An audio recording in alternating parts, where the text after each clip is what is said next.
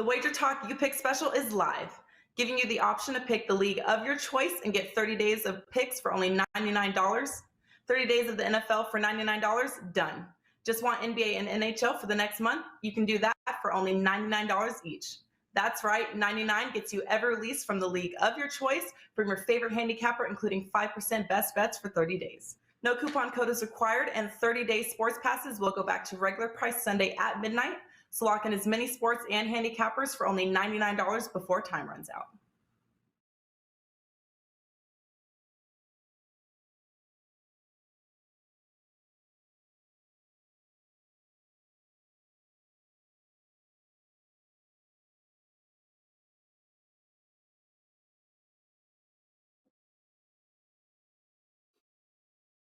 Thank you very much. There you go. It is time for the NBA tip-off show. It is powered by WagerTalk.com. As we only have, let's see, 3 games on the card tonight. But boy, oh boy, interesting matchups in all 3 games. So let's break them down for you, every one of them, and let's bring them in here with the original OG crew. We got Ski Profit in the house. Rob Vino is here, as is Tony Finn, guys.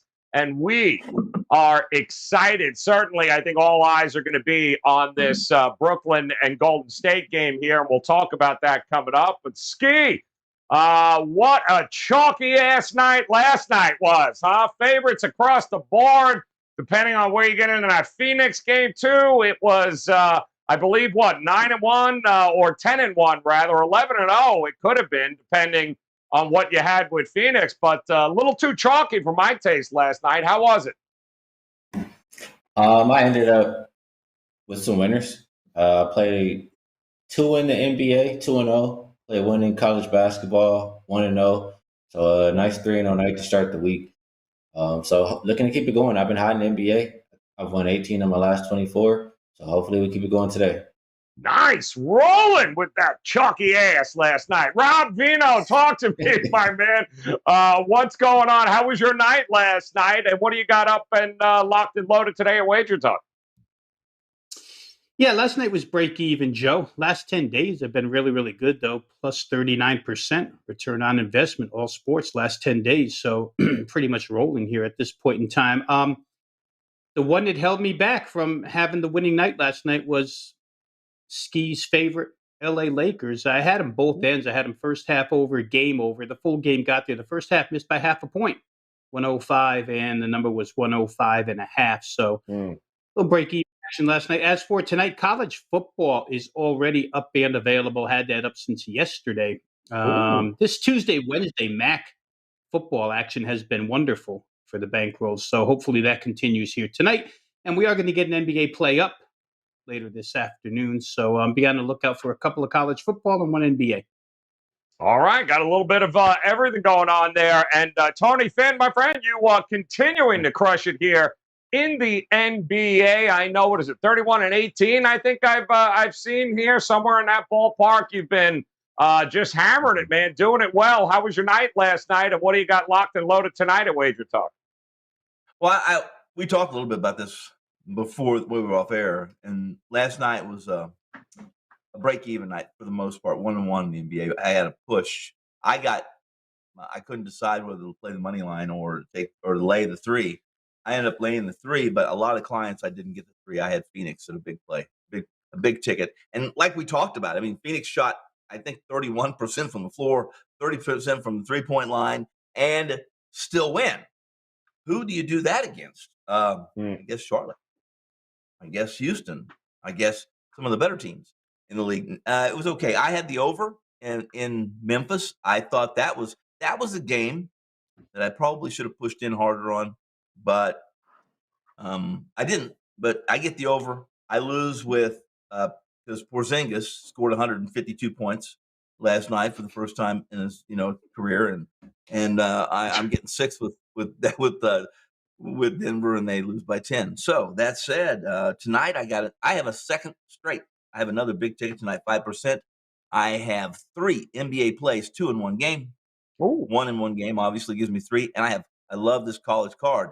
I have 4 plays. I have 7 basketball plays tonight, which I never have that many. 7. and you can get them all. At WagerTalk, you can get them all for $49, all 7 of them. Come get them. Nice. There you go. College hoops, NBA, go FAU Owls.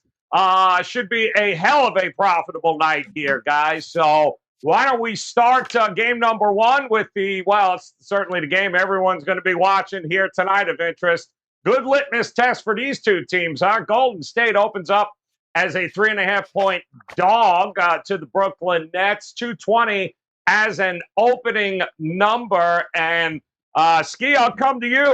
Prior to that Charlotte game on Sunday, the Warriors have just been running roughshod over everyone. 7-0 straight up. I think they were even 7-0, or there might have been even a push in there somewhere. But maybe a little bit of a look ahead in that Hornets game to this game here tonight. What do you think, man? You like the points, or do you like the favorite here in this one? Well, I'm $2 Tuesday, so for the most part today, I'm gonna try to stick to talking totals and props. Nice. But I'll say this: if you like the net side, why don't you just bet Kevin Durant? I mean, out of the last games that they've been winning, like they won 7 in a row, I think. He scored more than 29 points in all of them. So, I mean, or at least 5 of them. So I like Kevin Durant over 29.5 points in this one. And for the total, I think it could be lower scoring just because it's 2 top defenses, even though Golden State plays fast. You've seen they still stay under 9 of the last 12. And you take away Joe Harris from the Brooklyn side, that's less easy baskets, less 3-pointers for their side. And he's not much of a defender either. So I think this game can stay under. And even in that scenario, I think KD can get 30 points. It's an interesting matchup here, Rob, from the standpoint of no Joe Harris, like he talked about, Skee, no Paul Millsap. Brooklyn takes a lot of shots from behind the arc here, and boy, this defense that Golden State's going to bring to the table here tonight. Who do you give the advantage to here? Well, I'll say this: Joe Harris went down, played 13 minutes, got hurt last game, and then what happened? Patty Mills just went 9 for 12 from 3. So the Nets are shooting incredibly right now. Some numbers just to go along with their shooting: 50% from the field or better in 5 of their last 8. But even better than that, how about 42% or better from 3 in 7 of their last 8? 116 points or better in 6 of their last 8. And the biggest attribute to all of that is what Skee said. Kevin Durant's been on fire, but James Harden has helped along the way. And if it's not LaMarcus Aldridge, it's Patty Mills, like I mentioned the other night. I don't see this team stopping scoring. I'm going to question one more time the Golden State defense. I know their numbers look good, but we talked about this team last week, and the teams that they were holding to bad statistics throughout games were bad teams. Bad offensive teams. Now, the 2 teams that they played recently that could play any offense, I should actually include Minnesota, 3 teams, but the 2 I want to mention here are Atlanta and the Charlotte game that they just played the other night. And those 2 teams shot the highest percentages from the field that Golden State's allowed this season, 46.3, 47.7. I think there was a 48% way back in the beginning of the year that they allowed to Sacramento. But my point being that when you look at these good offensive teams, those teams have stung Golden State a little bit. Minnesota scored 110 without shooting real well in that game.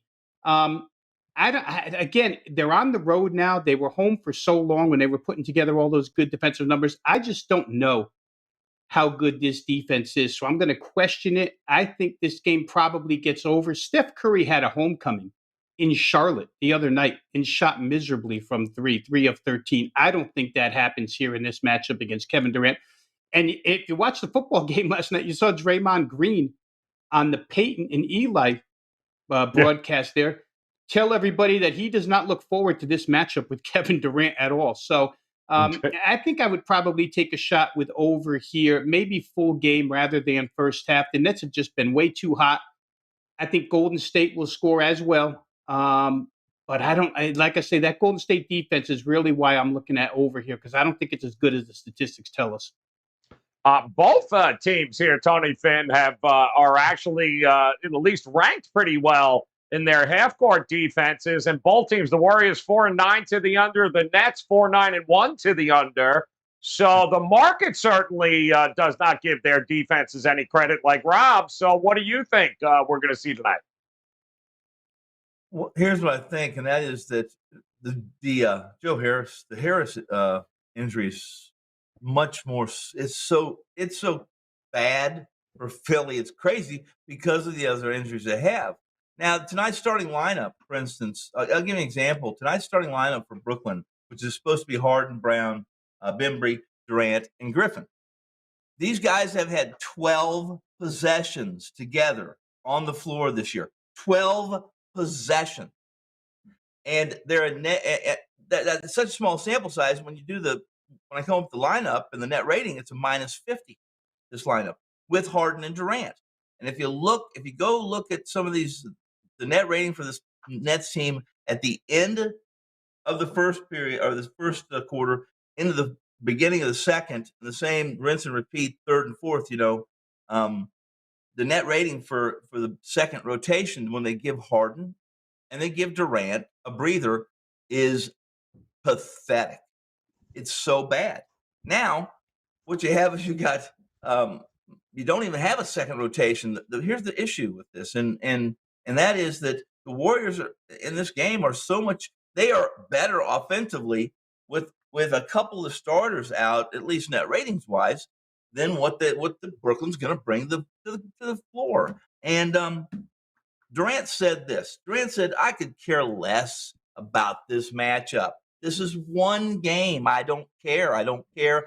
I don't care," because they're trying to egg him on and tell him, how do you feel about playing your ex-team, et cetera, right, Josh?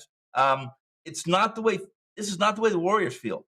This Warriors team has kind of an edge. They kind of have an attitude. It's almost like they want to return back to 2015 when they were a championship level team. I still think they're missing a pretty big piece. That would be Durant, maybe, but surely Wiggins isn't replacing that. But long story short is this, and that is, I don't know what happened. I don't know what happened to Curry. I don't know what happened to these Warriors against Charlotte, but they were miserable. 14 points in the fourth quarter. 14 points. Curry can score 14 shooting backwards, over his head, running backwards. I really listen, the matchup fits this Warriors team tonight because of the injuries to this Brooklyn lineup. And Harden, Brown, Bembry, Durant, and Griffin don't excite me very much, believe it or not. So I'll take the Warriors on the money line, +30, +140. Yeah. Motivation is an interesting angle because are Durant and Harden really going to want to go to war here on a Tuesday night in the first month of the season? I mean, I don't know. So it'll be interesting to see what we get here tonight, guys. It's also going to be interesting to see what we get from these next two teams, including the Utah Jazz now. They're going to be hosting the Philadelphia Sixers, and it opened up 8.5, and boy, the market just loves the Jazz. I'm not sure why. I'm seeing 10s in a number of spots, 216 on a total. That's come down a little. Skee, I don't know what the fascination with the Utah Jazz is in the marketplace, because they haven't exactly been great. Certainly not for the for your bankroll either here. But what do you think? It's 10 now. Is it too much?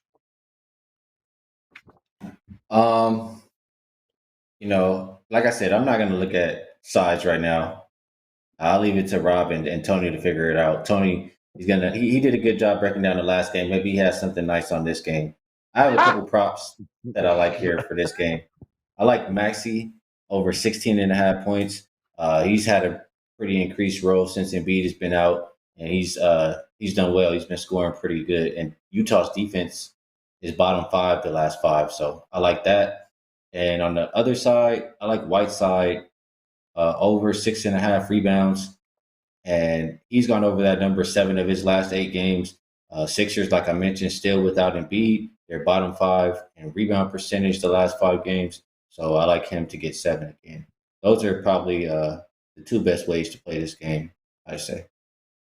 And I don't know what the health. What is the health, Rob? Do we know of of Brooklyn and Utah. Is Rudy Gay going tonight? Is he not? No. Is this his first game back? He's not, right? You want to He's get still that, out. Finn? That's all right. You can. You want to answer it? Is it all That right? was Okay. that was All my right, not dog. sure. He was calling me. Okay, yeah, all right.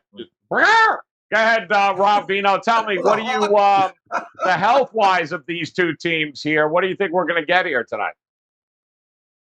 Well, Philly's certainly way shorthanded, right? I mean, none of these guys from COVID protocols, health and safety protocols, whatever we want to call them, none of them are coming back.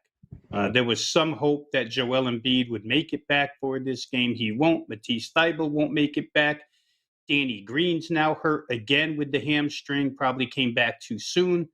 And they're down to basically a 7-man rotation plus Paul Reed. I guess if I throw Paul Reed in there, it's an 8-man rotation in altitude.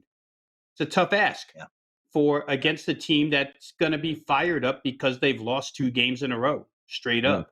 So Utah probably comes with some fire here, a lot of energy, a lot of motivation. And, you know, like Skee said, their defense hasn't been great. But again, they can probably take to a faster pace in this game against Philadelphia. Tyrese Maxey has been really, really good. But how many times are you going to ask this guy to go out there and, you know, lead the way offensively? I just don't know that they can match up point for point with Utah in this game with the roster that they have right now. Better nights are ahead for Philly because I think Thybulle and Embiid will both be back for their next game. But here tonight, I would be on Utah. I see the fascination with them. Generally speaking, when they win, they do win big. They just haven't won their last couple of games, so you're not going to cover many spreads when you're not even winning. But I think they'll probably get there tonight. They're the bigger team. They're the deeper team. They're the better shooting team. So give me Utah minus the points. Maybe even first half, Joe, is a better way to look. I'm not sure. I was going to ask. Okay, so maybe even the first half in that one. And what do you think here, Tony, Finn? It's listen. We know the problems with the Sixers, right? 0-4, I think they are straight up and against the number, obviously without Embiid. But Utah's what? They've lost 4 out of the last 5, and they're getting crushed on the inside too. So what is it? Drummond props all night? What do you think? Well, I can't do Drummond because of I think you're going to see. I think it's going to be the other way around. I think you're probably going to see like a 20-20 from the bigs inside the paint for Utah. And what Rob just outlined, I think, is pretty accurate. Utah's really, this team is a good defensive team. They can be elite if they really wanted to. It would require they make some sacrifices offensively, which I'm not certain they want to do. Tyrese Maxey has been terrific. 33 against the Raptors, 31 against the Bucks. I don't have what he scored like 32 or 24 last game. So yeah, Maxey's been good. Here's the problem. I thought maybe Tobias Harris. Listen, Harris was even questionable because he's not healthy. Okay, and one of the things we didn't mention in the last segment was that they're not saying much, but Durant supposedly suffered injury. He's not on the report, and he's not even healthy. So we'll go back to that. But what I'm trying to get to is this: no Embiid, no Green, no Simmons, obviously, no Thybulle. And if there was no Tobias Harris, if you look at this lineup without those guys, Maxey, Curry, Korkmaz, Drummond, they're not very offensive other than Curry.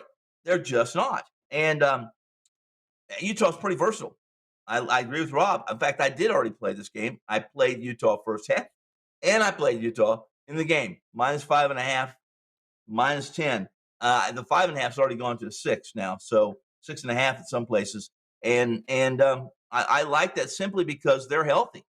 And they can do pretty much whatever they want today. And Rudy Gobert should dominate inside. Now Drummond, he'll get his right, and he'll throw a couple sloppy hooks up there or off balance jump shots. But man for man, shorthanded at altitude, like you said, Joe, like everyone said here, I'm on Utah minus the points.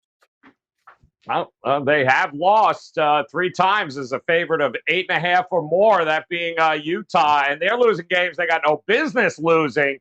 Tough, even as shorthanded as Philadelphia is, to look at Utah and say, yeah, let me lay to double digits, even against a shorthanded Philadelphia Sixers team. Keep in mind the Heat were shorthanded too, and look what they did to them. All right, let's take a look here. San Antonio taking on the Clippers will round out the short field here tonight. 6.5 is what we saw the opening at. I'm seeing 7.5 now as the Clippers looking to get back on track. We got an opening of 218.5. Now that has been bet up here, so we are seeing some love. Talk to me from a prop perspective here, Skee. Who are the guys you're keying in on here? Well, I mean, just looking at this Spurs roster, 3 centers out or game time decision. And I'm going to immediately look to the Clippers and see who I can get on the rebounds because the last 5 games, Spurs bottom 10 in rebound percentage. You would think Zubac, his number is 7.5. He's gone over 4 of the last 6, but at minus 139, I don't really want to get involved. I'm not even really a big Zubac fan anyway. So I look again, and I like Paul George. His number is 8.5. And I was surprised by it. I don't know if you guys are, but he's the leading rebounder on this team. And he's gone over this number 5 of the last 6 games. You're getting it at plus 110. I think it's a great shot tonight with how small San Antonio will be. Yeah, San Antonio is going to be real smart. It's a great angle to go with. Rob Vino, what do you think here in this one? It's going to be the Paul George show here again tonight, taking advantage. What do you think? He should. They're off a really bad shooting night against the Bulls, right?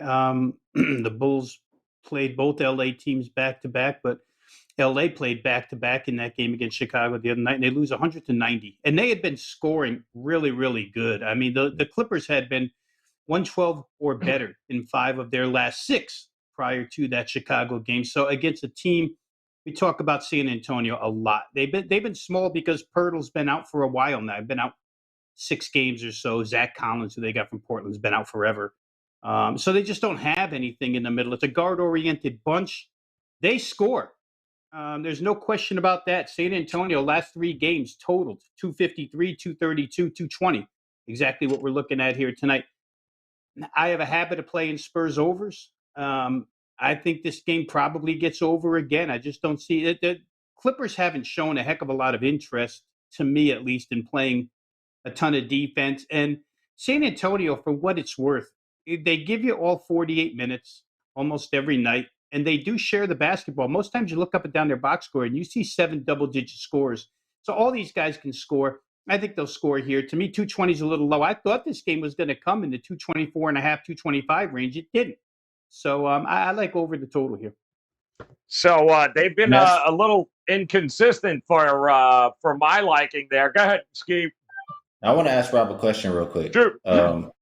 Just he might have an answer, but any reason you think the Spurs have been playing more to overs at home and unders on the road? That's a really good question, Skee, because I don't think Popovich he can't. And Tony's talked about this a lot. A lot of coaches will preach defense on the road, but I don't think Greg Popovich is doing that, to tell you the truth, because I think he knows he doesn't have that type of defense. So without seeing the opposition that they've played on the road as opposed to home, I don't have a real good answer to that. If there even is an answer, it could be as random as hell for all we know at this point. But I just know that this team is leaning offense right now, and that's where they have to win games. They got Dallas to get up and over the last 2 times they played them within, I think, the last 8 days or so. So no reason why, if the Clips shoot good, they couldn't get over here. Tony, that's a problem, right? Because the inconsistency offensively for really both of these teams, it's tough to get a handle on, certainly with the injuries to San Antonio. So what are you looking at here? Side? You're looking at total? How are you approaching it? Well, it's been a couple weeks. Maybe it was 3 weeks ago. It was earlier in the season, the first couple weeks that we did a show, and we talked about this San Antonio team. They're not a very good shooting team.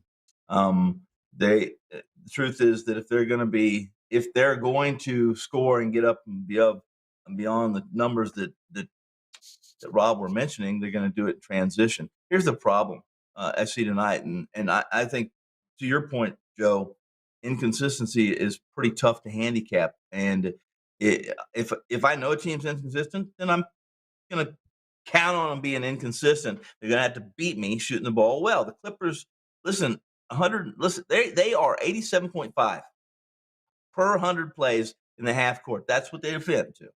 The Spurs only put up 91.5 in 100 plays in the half court. In transition defense, Los Angeles is 5th in defensive efficiency, 1.117. And San Antonio is 26th in offensive efficiency in transition. None of these things match very well. And we know that if the Clippers are going to play hard, they're pretty damn good defensively. I think they've reached their peak as far as what we're going to get a market value. This just isn't a great Clippers team until we get Leonard back, especially offensively. And I think they're going to play slower, and unless they think they can take advantage of a team in transition. And they don't really have George. These guys aren't really transition kind of players. That's just not in their DNA, even George. So I would be leaning to the other way. This would be a game where I hope both of them are inconsistent and I play under, what is the number? 220, 218, something like that? Yep. What was the number? Yeah. Right. And in truth, there's only been one team in the NBA that has scored 100 points in every single game this year. It's the one we talked about earlier today, and that's the Warrior in Golden State. This is a game where I can see both teams coming in under 100 points, which isn't what Rob is saying, but that's just kind of, if they're inconsistent, that's what I like. I'd play under. All right. You'd lean the under. It is at right around 220 and a half at this point. So it has creeped up here as the day has progressed. But that's it, guys. 3 games on the card tonight. Obviously, all eyes are going to be on the Golden State and Brooklyn game. But it's going to be an interesting match. Golden State at plus money.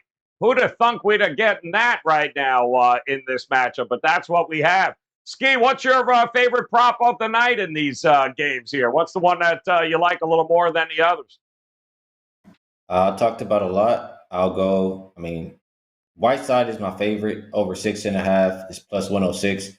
And Paul George over 8.5 plus 110 is also a go for me. I didn't realize how good he was. His numbers are crazy this year, Paul George. Love the rebounding prop, too. Talk to me here, Rob. Which one of these games, what's the side total first half? Where are you leading here? Maybe first half with Clippers, Rob? I don't even know. All right, first, Robert, don't buzz me because I'm going to answer Skee with what I think is a reasonable answer now to the question that he asked before. Because they played Houston. They'd have scored a ton if they played Houston. Robert, I'll do it for you. No, Skee, just looking at it real quick, the away from home, most recently 3 unders, 1 over, and a push, and 3 of those games Doug McDermott was hurt, and then the 4th game was the game he came back and was a little rusty, shot 3 for 11. So to start the season with McDermott in there, they had been scoring pretty good, and a lot of those games were at home. I think that could be half the problem when he was out of the lineup for those 4 games, and those just coincided with being on the road. We'll see. Since he's been back, they played a couple overs since he's gotten a couple games under his belt. I'm going to play that game, Joe. San Antonio Clippers over 220. I love these bounce backs in the NBA from horrible shooting nights. The Clippers at home again off of a home poor shooting night. I think they'll shoot against this team. It's too little to defend these guys. And on the other side, again, hey, San Antonio may not be whatever analytics Tony was throwing at me, but they score points when they have their guys on the floor. And I don't see any reason why they don't score here. So over 220, we could have got 218.5 earlier. Like I said, I thought it was coming into 224.5 range. It didn't. So give me over San Antonio and the Clips over 220. I love that. All right, could be the Paul George and Murray show here tonight. Could be both putting up a ton of points here. What do you think there, Tony Finn? Which one of these games you leaning to? Well, I'm going to lean to, as I spoke to, I like the Jazz. I like the Jazz here tonight. I like the Jazz for a number of reasons, but most of it has to do with the absence of Embiid. We've seen what Philly has done in the last 4 games, and it all coincides with no Embiid. And this team just continues to suffer. I don't know how many COVID outbreaks they're going to have in Philly, or at least in that locker room. So the Jazz are in a position to bounce back. The Jazz are in a position tonight to do whatever they want to do. Philly, without Embiid, has no inside presence per se. They're not going to be scoring around the rim. And if Philly was to win tonight, it would be because they shot lights out. I'm going to say 42% or better from 3-point land. And I don't think they're going to do it. I don't think they have. I think they can, but it would be a fortuitous situation. The Jazz can play slow. They can play fast. They can take advantage of weaknesses from other teams. They're so versatile. They can defend. They can not defend, and they can outscore you. Tonight, it's all about the Jazz. First half, -6, -5.5. It's the Jazz in game. -10, -11, whatever that may be. This is a number they should cover by halftime and stretch with their second unit against who Philly has no depth and at altitude. By the time the fourth quarter rolls around, buzz me, because it's game, set, match. Now, hopefully the Sixers blitz them early and get that number even better in game there, Tony Finn. That would be pretty good too as well. All right, guys, don't forget Skee had mentioned $2 handicapper at WagerTalk.com, which means head over to WagerTalk.com. Best bet, $2, guys, right now over at WagerTalk. Visit Skee's page, and there you go. A couple of props that he likes here tonight. Whiteside over 6.5 boards, as well as Paul George over 8.5 boards. Rob is leading over here. Spurs, Clippers. Tony Finn likes the Jazz running away with this when it is all said and done, laying the 10. All right, guys. In fact, not only the $2 play today, of course, with Skee and Wager Talk, Rob Bino, you heard him tell you he's locked and loaded, ready to go, including college football tonight, as is Tony Finn, ready to go, guys. A lot of ways to make it a profitable Tuesday, but it starts with heading over to WagerTalk.com. Take advantage of the deals right now. And then, of course, hit that bell in the upper right-hand corner and make plans to come back and join us again tomorrow as the NBA Tip-Off Show rolls on this week. Full card tomorrow. We'll break down what we see tonight, of course, with Brooklyn and the Warriors. But in the meantime, best of luck with your plays, guys. Enjoy the games. We'll talk to you again tomorrow. Good luck. Tuesdays How are about known as team total? $2 Tuesdays at WagerTalk.com and SportsMemo.com, where you can get the hottest handicappers, best bet, or daily package for only $2.